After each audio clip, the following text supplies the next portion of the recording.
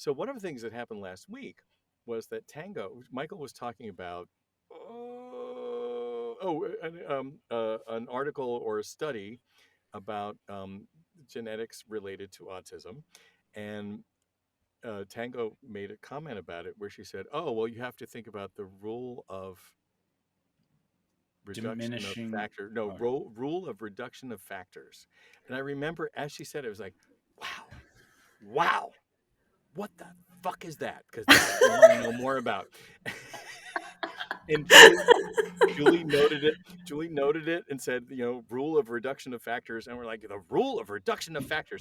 And so then Julie and I spent the week looking for references to the rule of reduction of factors, and we could find no such thing. So I wrote to Tango and said, Tango, what is this rule of reduction of factors? And I was like, I don't know. Like, I don't remember saying that. You have to send me. I was like, I need context. You have to send me the clip. I literally And I'm like, what are they talking about? I took the clip. I actually took the clip, sent it to Tango, and said, "This is what Michael said. This is what you said." And Tango, do you want to encapsulate what you replied? Because I thought it was brilliant. Oh, I was just like, oh, I see what happened here. This is a classic move of mine of putting a very large idea into a small phrase. When I called it the rule of reducing factors, I realized I was mimicking Michael's. Michael said something about reducing factors first. So I was bouncing off that. And it makes sense I in was the having context.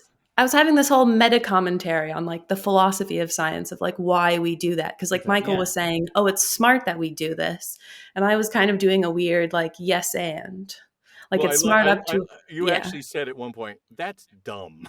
But the reason I wanted to bring this up was, and we're rehashing it once so people know what we're talking about, especially Michael, because he wasn't part of this conversation.